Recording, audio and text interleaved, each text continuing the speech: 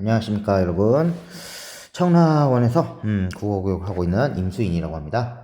여러분하고 볼 문제는요, 요 지금 고2 모의고사죠. 3월 모의고사로 기억을 하는데, 이 모의고사에 지금 엄매에 해당하는, 그러니까 문법에 해당되는 지문이죠. 이제 차후에 엄매로 발전할 거고, 이 지문입니다. 자, 이제 여러분들이 엄매를 생각을 한다고 생각을 하시면 저는 항상 전략적인 얘기를 조금 덧붙이지 않습니까? 이제 엄매의 영역 생각하고 문법의 영역 생각하면, 자, 분명은 항상 지문형 문제들이 항상 있을 겁니다. 이 지문형 문제를 대처할 때는 항상 아는 요소와, 자, 아는 요소와 몰랐던 요소, 자, 이런 것들이 보통은 중세국어적 지식이 될 때가 있고요. 그래요. 자, 이런 어떤 지식을 덧붙였을 때 이 요소들이 있을 겁니다. 자, 아는 요소들을 잘 하시려고 하는 게 우리가 지식의 요소죠. 하지만 우리가 아는 요소를 완벽하게 대응하는가를 반드시 체크를 하셔라 라고 제가 대응 방법을 꼭 알려드립니다. 그러니까 아는 요소로만 다 이루어지지 않기 때문에. 그렇지만 이 지식을 안다 그래도 그런 부분 한번 읽어보시고 조건을 완벽하게 체크하십시오. 의외로 여러분들이 이 지식의 영역에서 여러분이 모르는 것들은요, 그 어떤 그런 공식을 적용하고, 자, 국외음으로 치면 디귿 플러스 이가 지읒이 된다, 이런 공식만 알고 있는데 그 약간 이제 정의를 잘 모를 때가 있어요. 정의나 조건, 이런 것들이 나와 있는 요소를 항상 체크를 한번 하십시오. 빠르게 푸는 것도 중요하지만 이걸 지금 숙달을 해 놓을 필요가 있습니다. 왜냐면 지금 수능 분석들을 다 이제 우리 2주에 걸쳐서 한번 해봤잖아요. 그럴 때마다 엄매 이번 영역에서도 알 수 있다시피 조건을 알고 체크를 해서 지문처럼 읽고 풀면서도 속도감 내야 되는 게 어려울 수 있어도 지금 좀 단련을 해 두시는 게 중요하고, 엄매가 무슨 화작처럼 지식으로만 풀린다, 이게 아닐 가능성이 항상 있기 때문에, 그렇죠? 이런 걸 대비하기 위해서 우리가 지문형, 결국 문법형 지문이다, 문법적 지문을 읽는 거다라는 이 당연한 얘기지만 자꾸 문법에만 치우쳐서 아는 것만 체크하고 그냥 안 읽어요 이러지 마시고, 지문을 읽는다라고 생각하시면 이 요소도 한번 꼭 체크를 해보시길 바래요. 자, 그리고 당연히 이 몰랐던 요소에 관련돼서는 별도의 메모가 필요하면은 메모도 하면서 우리가 읽으시는 이런 걸 해야겠습니다. 꼭 한 지문은 이렇게 1, 2번 뭐 해서 엮는 지문들이 나올 거예요. 그런 걸 이제 우리가 열 몇 문제 겪게 되죠. 그래서 꼭 대비하시기 위해서 하시기 바랍니다. 자, 그렇다면 우리가 지금 11번에서 12번을 엮어야 되면서 우리가 대처할 거는 국외음화죠. 자, 국외음화에 관련된 거 어떻게 나오는지 한번 봅시다. 자, 한 의문이 다른 의문의 속성을 닮아가는 의문 현상, 이런 걸 우리가 동화라 그러죠. 약간 그 교체랑 비슷하지만 조금 다릅니다. 교체랑 동화를 항상 섞어서 설명을 하는데, 자, 우리가 동화는 음극규를 포함하지 않죠. 그치? 음절의 끝소리 규칙은 동화라고 하지 않습니다. 닮지 않고 그냥 바뀌는 거니까, 지 혼자. 그걸 제외한 모든 것은 이제 좀 우리가 동화라고 할 수가 있어요. 동화나 교체랑 섞어서 얘기할 수 있는데, 교체만 해당될 수 있는 거, 이거는 이제 음극규 되는 거고, 동화는 절대 될 수 없는 거. 이것만 조금 기억하시면 될 것 같아요. 자, 이때 동화를 익히는 의문을 동화음, 그 다음에 동화음을 닮아가는 의문을 우리 피동화음, 동화를 당한다는 거죠. 이라고 한다. 그러니까 결국 두 개의 대상이 필요하죠. 그래서 영향관계를 받죠. 그래서 하나가 다른 걸 닮아가죠. 이게 정의라는 걸 알 수가 있어요. 동화현상의 하나인 국외음화는, 자, 우리 중심적인 대상이 나왔습니다. 국외음화는 경국애가 아닌 위치에서 발음되는 자음이 단모음이나 반모음 그 이 앞에서 경국애음으로 바뀌는 거를 얘기하는 건데, 피동화음인 자음이 동화음 이나 반모미가 경국의 부근에서 발음되는 속성을 닮아가는 것이다. 이제 우리가 그것을 간추려서 이렇게 기억하고 있죠. 이제 이런 형태로 기억하고 있을 겁니다. 이렇게 기억하고 있을 거예요. 자, 국외음화는 두 번째 문단입니다. 피동화음의 정리에 따라서 분류할 수 있답니다. 자, 그렇게 돼서 피동화음이 디귿, 티읕, 쌍디귿 있을 경우 우리가 정말 잘 1학년 때 열심히 공부했고 정말 어렵게도 공부했던 디귿 국외음화 라고 하고요. 피동화음이 기역, 쌍기역, 그 다음에 키역일 경우에는 우리가 기역 국외음화라고 부르겠다고 합니다. 자, 그러면 이제 디귿 국외음화부터 정리를 해야겠죠. 현대국어에서 표준 발음으로 인정되는 국외음화는 디귿 국외음화 중 다음 두 가지라고 합니다. 자, 그래서 정리해 놓은 게, 이걸 요약해 놓은 건 이렇습니다. 자, 읽어보면요. 자, 음절 끝소리가 음절 끝소리입니다. 디귿, 티읕인 형태소가 단모음 이로 시작하는 조사나 접사 같은 형식 형태상 결합해서 지읒, 치읒으로 변해버리는 경우죠. 그리고 음절 끝소리가 디귿이고 뒤에 접사 히가 올 때 우리 다티다 이런 것들 있지 않습니까? 그랬을 때 디귿과 히읗이 추격되어 티읕이 되고 이것이 구개음 치읓으로 되는 경우 여기 예시를 하나 더 해둡시다. 뭐 다티다 같은 거 해두시면 이게 다티다 되고 이게 다치다 되는 거죠. 이렇게까지 되는 이 일련의 루트를 가리키는 겁니다. 자, 이건 너무 열심히 공부를 했었죠. 자, 근데 우리가 모르던 요소. 근데 1번 영역 알다 하더라도 이 조건들을 좀 체크를 해두는 겁니다. 왜? 너무 알면 완벽하지만. 물론 우리가 3학년 가면 이 정도는 당연할 거예요. 그렇지만 조건 혹시라도 지문에서 정의한 조건을 우리가 정확하게 지식과 대응시킬 수 있는지는 한번 좀 봐두시는 게 좋을 것 같아요. 과거에는 기억 구개음화도 일어났다고 합니다. 이건 이제 새 지식이죠. 파란색으로 제가 이제 붙여놨네요. 방언에서 기름이 지음으로 변하는 경우가 이에 해당한다. 우리가 기억 구개음화를 잘 몰라도 자, 기억이 결국 지읒이나 치읓 같은 게 되는 거를 여기에서 우리 예시에서 알아먹을 수 있어요. 그러니까 원래는 우리가 디귿이라고 하는 치조 파열음이 그죠? 그죠? 그게 파찰음이 된다. 경국의 파찰음이 되는 요거지 않습니까? 자, 이 사례에서 알 수 있듯이 과거에는 부계음화가 형태수 내부에 일어날 수 있었으며 이는 언제 활동했답니까? 근대 국어에 활발하게 일어났답니다. 아이고, 중세국어 지식을 열심히 공부했으면 아마 시험에서 다뤘을 거예요. 우리가 지금 알고 있는 부계음화는 두 형태수 사이에서 일어났는데 이제 근대 국어 시기엔 한 형태선에서 일어날 수 있었고 그게 아마 조건이 두 형태소 사이로 이제 빡빡해진 게 현대가 된 것이죠. 자, 이렇게 우리가 체크해 볼 수 있겠어요. 그런데 산문단입니다. 현대 국어에서는 마디, 견디다 같이 과거에 국계음화가 일어났을 법한데 그렇지 않은 단어들. 그러니까 당연히 이게 디귿과 이가 만났는데 왜 안 되냐? 견지다가 왜 안 되냐? 이런 것들이 남아 있다고 합니다. 이런 단어들은 디귿 뒤에 오는 모음이 원래 이가 아닌 다른 모음이었다는 공통점이 있다. 아하, 우리가 당연히 국계음화가 됐어야 됐을 거라고 생각하는 요소들은 옛날에 모음이 달랐구나.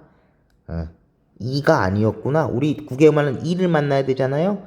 반모음이든 이든 형식 형태소를 만나야 됩니다. 근데 그게 아니었다라는 것이죠. 예를 들어 마디는 과거에 마디 이중모음을 썼던 것이다. 근데 형태소 내부에서 국계음화가 사라진 후에 의가 이로 바뀌어버리는 이 의문의 변청 과정을 겪어버려가지고 모음의 변청 과정을 겪어버려가지고 국계음화가 일어나지 않은 채로 남게 되었구나. 아하, 한 형태소 내에서 일어났었으면 그냥 마디 옛날에 마디 이였으면 그냥 됐을 텐데 그게 아니라 의였기 때문에 안 됐구나. 견디다도 마찬가지였겠죠. 니다 이렇게 이중모음 의를 썼을 거예요. 체크할 수 있겠어요. 자, 그리고 마지막 영역이죠. 자, 이건 정말 많이 나옵니다. 과거에 일어났던 국계음화 관련해서 잘못된 개정이 일어나기도 했다. 예. 예를 들어서 문헌상으로 김치의 과거 형태가 뭐였다고 합니까? 딤체. 우리 딤체 냉장고 있잖아. 그 딤체입니다. 였는데 국계음화가 일어난 이후 딤체로 나타났다. 오케이? 자, 딤체였는데 자, 원래 한형태수 내에서 일어날 수 있었죠. 우리 체크해 봅시다. 이 한형태수에서 일어날 수 있으니까 이 만나서 이렇게 바뀌어 버렸다는 게 근대 국어에서 일어났대. 자, 그런데 이걸 인식한 거는 사람들이 어떻게 인식한 거야? 당연히 디귿 국계음화를 한 거죠. 한형태수 내에서 일어날 수 있다는 근대 국어의 원칙에 따라서. 근데 문제는 뭐야? 이게 언중들이 사람들이 말 쓰는 사람들이 국계음화 일어나는 형태를 원래 형태로 규정하도록 하는 형태로 하다 보니까 원래 형태를 잘못 생각해서 디귿 이렇게 지읒으로 되는 거를 기억으로 돌려버린 거야. 기억 국계음화 현상이 일어난 단어로 이걸 착각한 거지. 그래서 김치로 바뀌어버렸다. 이렇게 지금 착각해서 원형을 잘못 적어준 경우를 얘기를 한 겁니다. 좋습니까? 자, 위클 바탕으로 현대국어의 활분지 발음에 대해서 설명한 것으로 적절한 것은 골라주라고 합니다. 1번 가치를 가치라고 발음한 이유는 자, 피동음, 동화를 당하는 음이 뭐예요? 이게 피동음이 디귿 국외음화가 일어나는 종류인 이제 이 지금 티읕이죠. 이 국외음화 디귿 국외음화가 일어났다. 이렇게 볼 수 있는 거고 그 음은 티읕이 되어야 되는 거죠. 이렇게 생각해 보시면 될 것 같아요. 같다라는 이 받침 티읕이 뭘 맞는 거예요? 부사접사 이죠. 만난 거죠. 그러니까 접사 만났으니까 된 거죠. 2번 많지만 발음은 이것은 자 동화음의 얘기를 할 게 아니죠. 이거는 주의해야 될 겁니다. 왜? 겹받침 뒤에 히읗이 있으면 히읗은 참 주의를 많이 해야 되는 거죠. 히읗과 지읒이 만나면 어떻게 됩니까? 겹받침 뒤에 있는 거 히읗 만나면 뭐가 돼요? 거센 소리가 돼요. 거센 소리 되기. 자음 축약 뭡니까? 거센 소리 되기입니다. 거센 소리 되기. 자, 그게 된 것이지 무슨 국외음화라고 보면 안 됐던 것이죠. 자, 3번 맛이를 마디라고 발음하지 않죠. 자, 이거는 국외음화를 일으키는 동음이었기 때문이다. 뭐 6항에도 나와 있지만 6항에 예시라고 이렇게 적혀 있어요. 자, 근데 이 마디 같은 경우 별표를 쳐놨는데 간혹 여러분들이 궁금해하거든요. 요거를 맛이 지금 현대는 접두사로 이해를 해요. 그리고 이제 이를 전미사로 보는 경우, 그러니까 명사 전미사죠. 이렇게 벼는 경우가 있으면 아니 선생님 이거 무슨 복합으로 쳤을 때 무슨 파생어입니까? 이렇게 이제 할 거죠. 근데 접사하고 접사 결합하는 파생어 본 적 있습니까? 없죠. 그래서 요거를 규정할 때 되게 애매하게 이걸 이렇게 보기도 하는 어떤 복합어라고 그냥 뭉뚱그려 얘기해요. 합성어 파생어라고 얘기 안 하고 파생어다라는 뉘앙스로 얘기 안 하고 얘기 안 함. 그리고 그냥 복합어로 취급하는 경우가 있고요. 또 어떤 경우가 있냐면 이 맛을 어떻게 보여? 맛은 접사가 맞은데 이 이를 의존명사로 보기도 합니다. 근데 이렇게 되면 우리가 아는 국외음화의 정의에 맞지 않아요. 왜냐면 의존명사는 실제 형태소거든요. 형식 형태소가 아니에요. 그럼 우리가 이가 실제 형태소니까 되지 않죠. 그래서 요 얘기를 하면은 맞이라고 설명되기가 힘들다는 얘기가 있다. 근데 이제 어떤 학자들은 이렇게 정의하기도 합니다. 근데 좀 어원을 찾아보면 세 번째가 옛날에는 이거였대요. 이게 이런 뜻을 가진 명사였대요. 맛이라고 하는 건 원래 명사였대요. 그렇게 되고 이 일을 이제 접사로 보게 되면 전미사로 보게 되면 명사 전미사 전미사로 보게 되면 우리는 이렇게 해서 이제 맞이라고 볼 수 있는 거죠. 근데 현대국어 했을 때 설마 마디를 여러분들이 이거 맞이라고 발음하는 사람은 없죠? 그러니까 상식적인 발음을 쳤을 때 당연히 마지인 건 알고 있는데 원인을 국외음화적으로 추적해보면 좀 애매한 구석이 있다. 근데 이제 이것도 다 통설이 그런 거지 뭐 확정을 안 지켜줍니다. 요렇게 해석하는 게 조금 자연스럽지 않을까. 예. 근데 이제 이 원리를 따지는 거는 시험에 절대 나오지 않죠. 하지만 마디가 당연히 마지라고 국외음화가 된다라는 사실 정도는 좀 체크를 해주셨으면 좋겠어요. 이거 간혹 학교에서 국외음화 딸 때 예시로 내는데 아니 발음을 당연히 마지라고 하던 애들이 갑자기 이거 연음 아니야? 접수 뭐가 이상한데? 막 이렇게 생각하는데 그럴 필요는 없을 것 같다. 의견이 분분해서 그렇지 마지라고 발음되는 건 사실이고 국외음화로 판단을 하셔야겠다라는 약간 좀 예외적인 사항으로 알아두셔도 괜찮을 것 같아요. 이걸 모의고사로 내버렸네요. 간혹 냅니다. 간혹. 당연한 발음인데 어원 추적하자면 이 발음의 원리를 국외음화적으로 규명하려고 하면은 조금 애매한 구석이 있다. 이렇게 생각해 보면 이제 이 맞이 명사였는데 현대국어 되니까 이렇게 된 걸로 보는 걸로 생각을 하고 있다고 생각하면 이거는 이제 어근과 접사니까 자연스럽잖아요. 3번에 이 발음이 그게 이제 현대국어로 굳어진 거죠. 이렇게 생각하는 게 좀 자연스러울 것 같다. 아시겠죠? 곁으로 보는 건, 자, 의로가 뭡니까? 의로가 이제 어디로 하게 되는 이 조사지 않습니까? 그래서, 연음을 해야죠? 그래서 곁으로라고 해야 되는 거죠? 무슨 그 다음에, 끝인사라고 발음하지 않는 이는 뒤에 결합한 형태소가 형식 형태소가 아니죠. 그쵸? 그럼 이거 원래 발음 뭐예요? 당연히 끝인사, 그 다음에 닌사, 이렇게 해가지고, 끝닌사 이렇게 하는 게 자연스럽겠죠? 인천갈에서 될 겁니다. 답은 5번이었고요. 자, A를 이해한 내용 아까 그 봤던 그 언중이 잘못 생각해가지고 교정했던 그거 있죠? 자, 이해를 봅시다. 1번 팀체가 짐체로 변하는 과정에서 일어나는 거게만 디귿 구개음화로 사람들이 먼저 했죠. 디귿을 지읒으로 고쳤죠. 2번 팀체가 짐체로 변하는 과정에서 일어나는 구개음화는 형태소 내부에서 일어났다. 근대 국어에서 일어난 현상 중에 한 형태소로 일어난다라고 우리 아까 봤지 않습니까? 내에서도 일어나. 제가 쓸 거예요. 3번 김치에 취해서 구개음화 일어나니까 여러분 여기는 없잖아요. 근데 왜 그러겠어요? 이거 애초에 구개음 치읓으로 돼 있잖아요. 경구개음 치읓으로 돼 있는데 뭔 소리야. 그래서 요건 3번이 되는 거고요. 4번 김치가 김치로 변하는 과정에서 김치로 변하는 과정에서 언중 김체를 기억 구개음화 이런 형태로 생각했으니까 지읒을 다시 기억으로 돌려버렸다. 좋고요. 김치의 원래 형태소가 자 여러분 이제 5번은 잘 이해해봐야지.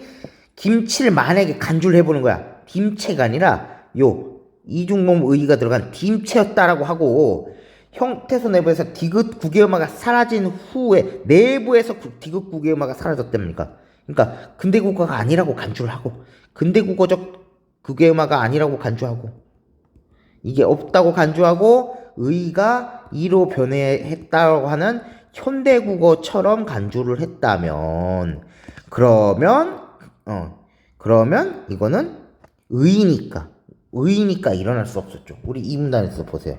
요 어딨죠? 아, 이 문단입니다. 아니라 3문단이었죠.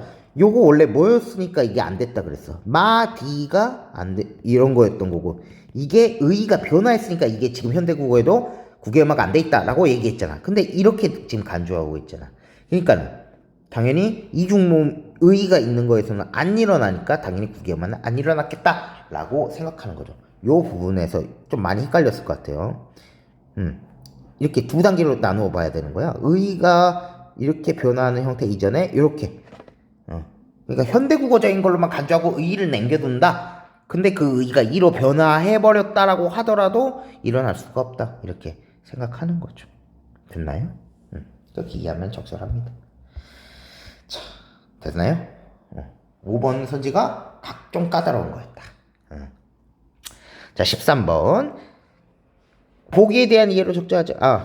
죄송합니다. 그 구개음화 할 때 하나만 더 덧붙여 이해합시다. 구개음화는 항상 뭐다? 현대국어의 구개음화는 조음, 위치와 방식이 변하는 유일한 경우다. 조음, 방식이 변하는 둘 다 변한다. 이거 하나만 체크해 둘까요? 우리가 치조 파열음에서 경곡의 파찰음으로 되기 때문에 둘 다 변합니다. 나머지 동화 중에 그 있잖아요. 유음하니 비음하는 조음 방식만 변해요. 유일한 경우다. 이렇게 생각해 주는 것만 참고해 줍시다. 13번 보기에 대한 이해로 적절하지 않은 것은 따져랍니다. 어이구 너무너무 중요하다. 저는 이번 모의고사 문항들이 다 좋아요. 여러분이 명사형 어미야 명사형 접사 저 중세국어를 저랑 같이 공부했던 학생들은 저도 좀 이런 거 강조했을 텐데 만약에 안 듣던 학생들도 지금 들어두세요. 명사형 어미랑 명사형 접사 구분 잘해야 됩니다. 중세국어는 형태도 조금 다릅니다만 현대국어는 똑같아 버려.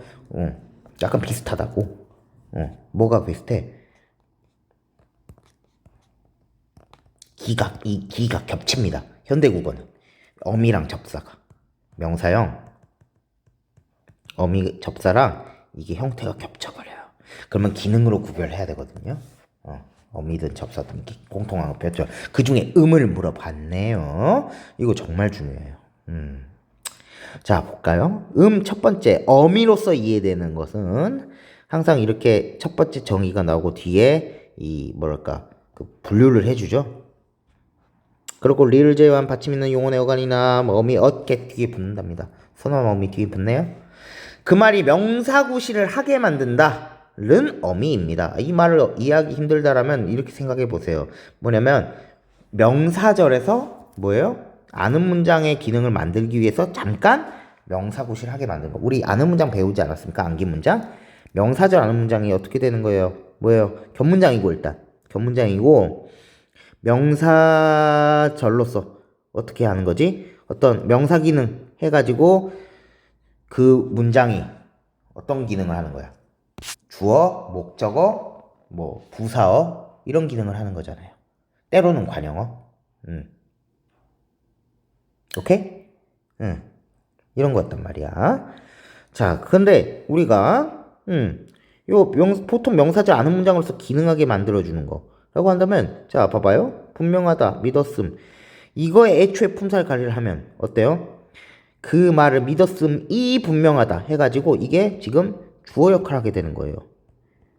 격조사 이도 붙어 있는 거 지금 보이시죠? 주격조사. 그 판단이 옳음을 믿는다. 을 믿는다잖아. 그죠? 견문장 안긴 문장으로서 이것이 뭘 하는 거예요? 목적어 역할을 하는 거야. 이렇게 아는 문장, 안긴 문장의 지식을 기억하면은 어미로서 기억하는 거는 잠깐 명사 구실을 하게 만드는 거다. 그래서 보통 명사제 아는 문장으로서, 안긴 문장으로서 기능하다. 안긴 문장이라고 하는 게 조금 더 여러분들도 와닿을 것 같아요. 으로 기능한다. 안긴 문장 해서 주, 목, 또 뭐 부사어 이런 기능을 좀 한다. 알면 좋을 것 같아요. 이해되셨나요? 자, 두 번째 음은 접사랍니다. 접사. 리을을 제외하는 받침 있는 용언의 어간 뒤에 붙어서 명사를 잡는 접리사다. 그러면 이건 아예 명사가 돼버린 거예요. 명사가 돼버린 거야. 자, 이런 명사가 됐대요. 명사. 명사는 체언의 한 종류 아닙니까? 체언은 어때요? 관용어의 수식을 받을 수가 있어요. 관형사의 수식, 관용어, 문장 성분을 치면 관용어의 수식을 받을 수가 있어요. 앞에 꾸며주는 관용어가 나와.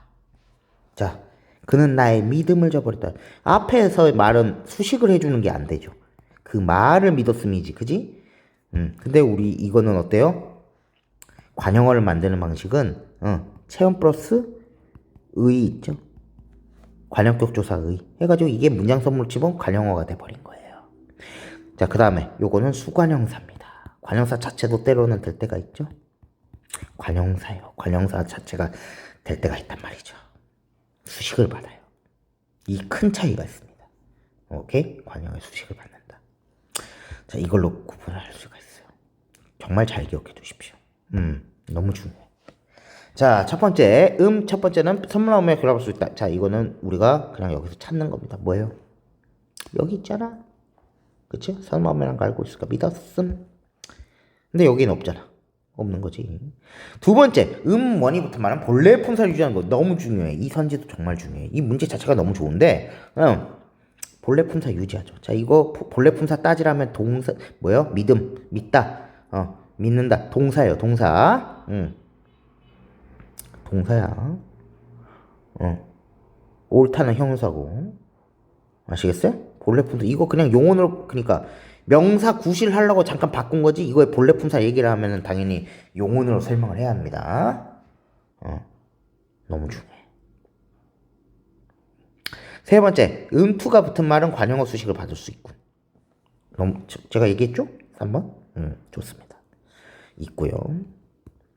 4번, 원은 임투와 달리 뒤에 격조사가 올 수 있지. 믿었음이 분명하다. 옳음을 믿는다. 있잖아. 됐나요? 고르기는 어렵지 않았을 거예요. 그 다음 5번, 투는 원문과 달리 명사절 만들 수 있고. 이 지금 명사형 어미랑 명사형 접사에 관련돼서 이 설명이 정말 잘 나왔죠. 우리 하나만 더 알아둘까? 뭐요? 중세국어에서의 명사형 접사 뭐 있었다? 보통 잘 엮이니까. 뭐였어요? 암과 음이 있었네. 그 다음에 저기 명사형 어미는 뭐 있었어요? 오음과 음이 있었죠. 이것까지 해가지고 엮어서 잘 나온다, 여러분들. 자, 중세국어 지식 한 번 더 복구해봤습니다. 자, 그 다음 14번 넘어갑시다. 우리가 뭐야, 언매에서 보통 하게 되는 단어 영역이네요. 단어 영역에서 합성어의 이 어형성 이런 방식을 조금 물어봤는데, 읽어봅시다. 자, 합성어 중에는 어근의 배열이 우리말의 일반적 문장 구성에 맞는 것도 있고 그렇지 않은 것도 있어요. 우리말 일반적 문장 구성 방식, 다른 말로 치면은 어이구 쏘리. 자, 미안합니다. 자, 이거 우리 뭐라고 적어놔야 돼요? 통사구조 라는 말로도 보통 이해되죠. 우리말 일반적 어순을 얘기하는 거예요. 자, 근데 그렇지 않은 것도 있대요. 일반적으로 체언 플러스 체언, 용언의 관형사형 플러스 체언, 용언의 연결형 플러스 용언, 이런 형태는 통사적 합성어라고 합니다. 그리고 용언의 어간, 자, 체언, 어간과 체언. 자, 여러분, 비통사적 합성어, 어순에 안 맞는다는 건 우리 무조건 용언의 어간과 어미는 필요해요. 근데 결합할 때 어미를 빼버려. 이게 그래. 첫 번째가. 용언의 어간 플러스 체언. 그 다음에, 아니, 관형사가 체언을 꾸며준다고? 부사가 체언을 꾸며주는 건 어떤 경우야? 네, 부사가 체언을 꾸며주는 경우. 그 다음에 용언의 어간과 용언의 어간끼리 결합한 이 형태는 우리말의 일반적 어순과 맞지 않는다. 비통사적 합성어다.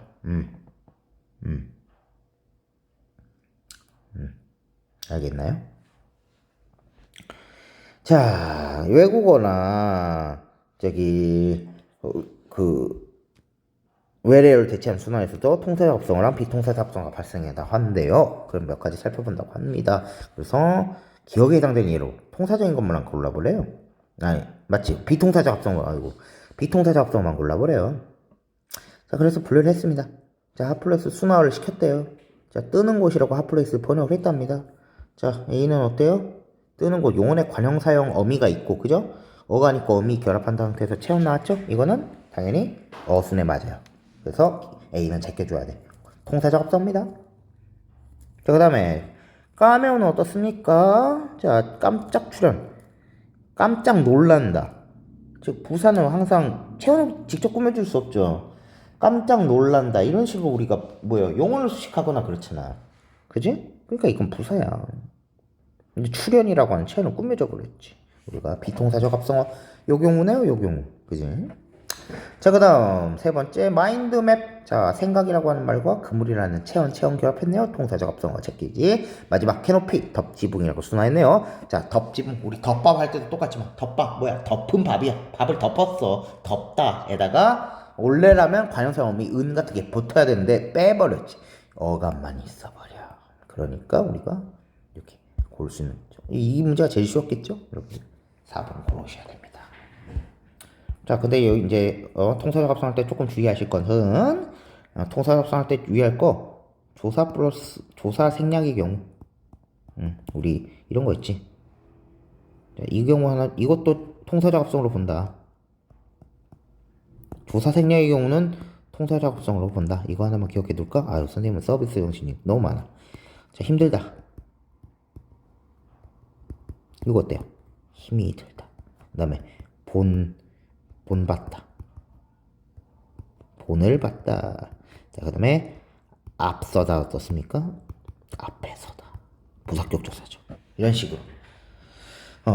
이렇게 조사가 생략된 경우도 통사적 합성어입니다. 이것만 조금 주의할까? 이 조사 생략의 경우. 애매까리한 것 같아서 문제 풀 때 좀 쉽게 풀라고 이 경우를 안 내놔버렸는데 이거 내면은 좀 많이 틀려요. 비통사적 합성어로 오해 많이 하거든요. 이거 할 때는 항상 순서대로 주격, 목적격, 부사격, 조사 넣어서 말 되는지 보기. 이거 좀 판단하시면 될 것 같아요. 됐나요? 너무 중요하다. 자, 이 경우 추가. 임수인이 이 서비스 정신 너무 와, 이거 들으면 참 여러분들 행운이야. 아시겠죠? 15번 봅시다. 보기의 주동문. 우리 문법 요소 기말 때 열심히 공부했던 학교들 많죠. 근데 1학기 때 막 이런 1학기 때 배우는 사람들 좀 복구해 봅시다. 주동문 기억에서 디귿을 탐구 과정에 따라서 분류하고자 한답니다. A에서 C에서 해당하는 사례 한번 골라볼까요? 사동문은 자, 사동문 주어가 다른 대상을 동작하게 하거나 특정한 상태에 이르도록 하는 문장. 그러니까 이게 무조건 시키다 이런 의미로 이해하지 마시고 주어가 다른 대상에 이 동작에 영향을 준다 이렇게 생각하시면 될 것 같아요. 자, 파생적 사동문과 이 실험 방법 중에 통사적 사동문이 있었죠. 그 경우를 그냥 이렇게 정의를 얘기했네요. 주동문의 서술로 쓰인 용언의 어간의 어근으로 삼아서 사동접사. 우리 사동접사 뭐 있어요? 자, 우리 이희리기 우구추 기억하시나? 자, 거기에 플러스 이후사동까지. 이중 단형사동은 가능하거든요. 이후사동. 재우다, 세우다 이런 거. 여기까지 하면 완벽하거든요. 그 다음에 뭐도 있지? 명사 플러스 시키다도 있어. 이거는 어간에 붙는 거고 어간에 전미사 붙는 거. 오케이? 자, 또 뭐도 있어? 명사에다가 시키. 이것도 있었죠. 자, 이렇게 있고요. 파생사동문의 정의는 끝났습니다. 통사적 사동문은 주동문에 서술로 쓰인 용언의 어간에 게하다를 붙인다. 보조 용언의 형태로 만들죠. 이루어진 문장입니다. 자, 그래가지고 주동문이 있고 탐구과정 이렇게 알고리즘 나오는 거 여러분 많이 익숙해져야 돼요. 이거 정말 모의고사에서 좋아하거든요. 그래가지고 빨리빨리 넣는 거 판단하셔가지고 해야 됩니다.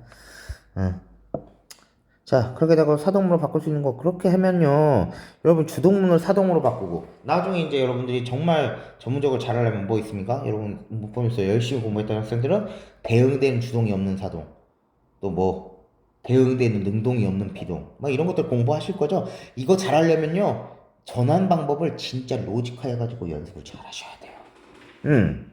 자, 그러니까 여러분들이 이것만큼은 진짜 그 문장 전환하는 속도를 빨리 올릴 수 있어. 왜? 원칙이 뻔하니까. 그래서 그 원칙을 바로바로 외워가지고 바로 적용해야 돼요. 자, 그러면 우리 여기서는 주동문을 사동문으로 바꾸는 로직, 저랑 열심히 공부했던 학생은 다 할 겁니다만 바로 해보죠. 주동문 사동으로 바꾸려면요, 자, 자동사인지 타동사인지를 봐야 돼요. 즉 목적어가 있냐 없냐를 아시고 전환을 두 가지로 시켜주셔야 되거든요. 원칙은 이제 목적어가 있든 없든 간에 이제 동사는 사동 표현으로 바꾼다라는 거고, 공통항이야. 이것도 사동 표현 바꾼다는 거. 자, 그리고 첫 번째는 사동주 발생시킵니다. 사동주라는 건 새 주어, 우리가 새 주어라고 이해하는 거 있죠. 새로 그 행위를 시키는 주어. 오케이? 그걸 사동주라고 우리가 보통 얘기하니까 용어를 썼습니다. 사동주를 발생시키고, 그 다음에 목적어 있잖아. 여러분, 사동문은 반드시 목적어를 취하게 되거든요. 사동문은 반드시 목적어가 필요해. 필수 성분이야. 그러니까 목적어가 만약 있어. 야, 있는데 뭐 한다고 만들어. 그죠? 그대로 내려가. 오케이? 그리고 주어를 부사어로 만드는데, 이 주어는, 그러니까 주동문의 주어겠죠? 주동문의 주어를 부사어로, 사동문의 부사어로 만드는 거겠지? 자, 이렇게 했을 때 이 조사는 에게를 붙이면 돼. 누구에게 시키는 거니까. 됐니? 근데 만약에 목적어가 없어. 자동사야. 그러면 사동주 발생시키고, 당연히 목적어가 반드시 필요하잖아. 사동문이. 그러니까 주동문의 주어를 목적으로 바꾸기만 하면 돼요. 자, 이 로직 진짜 정말 빨리 외워버립시다. 자, 1학년 1학기 때 문법에서 해버린 학생들, 신사고 교과서 선택한 애들 보통 첫 번째 하잖아. 이제 슬슬 까먹을걸? 이제 다시 복구하는 거야. 그래가지고 요거 철저하게 이해해주면 될 것 같아요. 선생님, 그러면 사동문에서 주동문 만드는 로직은 어떻게 해야 돼요? 목적어는 이미 다 있다 그랬잖아. 반드시 목적어가 필요하다 그랬죠?